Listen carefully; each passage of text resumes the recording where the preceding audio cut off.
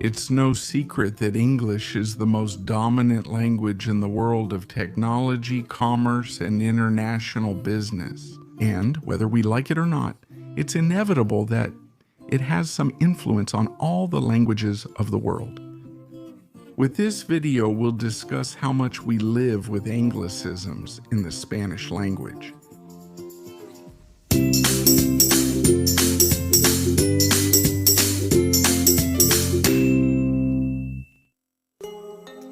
A large part of the boom in the use of English words is due to the massive online digital marketing that takes place on social media and the internet.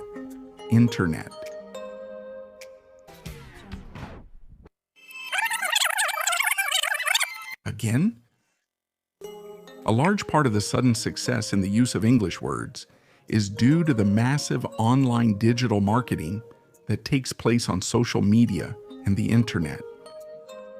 As you can see, there is a clear tendency to use borrowed words from the English language in our everyday vocabulary, even though most of the time there are equivalent words in Spanish. And these borrowed words are known as Anglicisms. And if you didn't notice when you heard boom, marketing, and online, is it because you've already assimilated them into your mental dictionary? The term Anglicism comes from the root Anglico, which means related to the Anglos or to England, and the suffix ism, which means doctrine, tendency, or quality. But we have to make a clear distinction regarding the types of Anglicisms.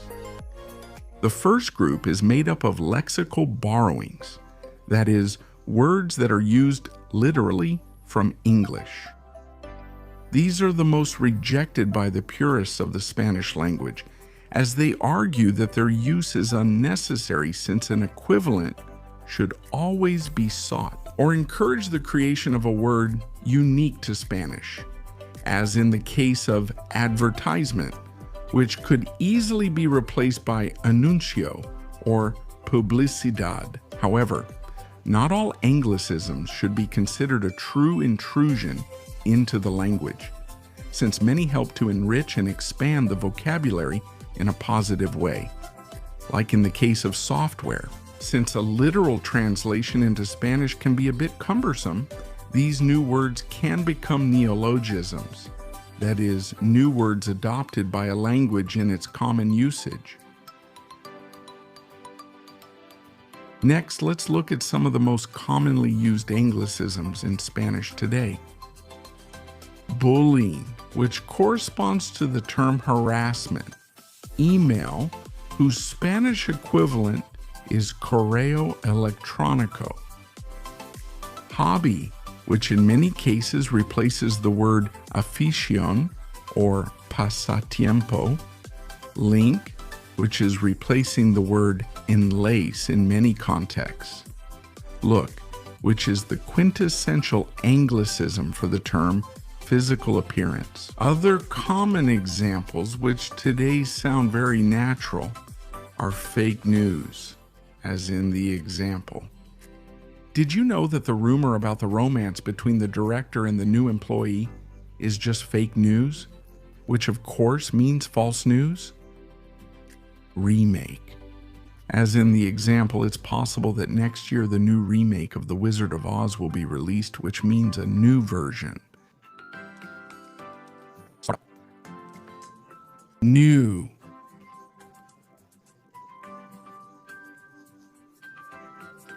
Which refers to emerging companies. Before we continue, don't forget to subscribe to this channel and turn on the notification bell to get notified about new videos.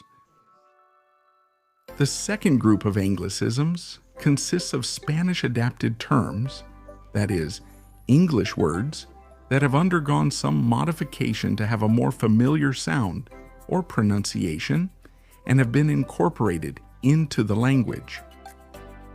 Some examples of these Anglicisms are football, which comes from the word football, but it has adapted the letter U with an accent and the letter O to follow the pronunciation rules of Spanish. And is it used instead of balompié? beefsteak. You probably use it very often when you go to a restaurant, and it's nothing more than the version of beef steak, which means beef fillet. Cocktail or cocktail is the Spanish version of cocktail that is used both for alcoholic drinks and for some dishes, like shrimp cocktail. Sweater. This popular word comes from sweater, and just like in English, it can literally be translated as sweatshirt. Sandwich. Who doesn't like it? This snack? It comes from English, and the Spanish version is emparedado. Penalty. It's easy to guess that it comes from the word penalty, which means maximum punishment, and it only adopted the change from I to I. Pamphlet. This word has been adapted from pamphlet, and its more Spanish equivalent would be folleto. Finally, let's look at the third group of Anglicisms, called morphosyntactic, which consists of the use of syntactic structures for the construction of phrases that are typical of English but using Spanish words. To make this clearer, let's look at the following example. You say no hace sentido, but this phrase is grammatically incorrect since it should be lo que tú dices no tiene sentido. However, it's a literal transcription of make sense in English, which translates to tener sentido, but in English it's used with the verb make. This type of Anglicism is common in areas where English and Spanish coexist in natural environments, such as in some states in the southern United States, but in many cases they are considered an uneducated way of speaking Spanish. Another example of this case is, he likes to walk in addition to going for a run. The correct way to say it is, he likes to walk as well as go for a run.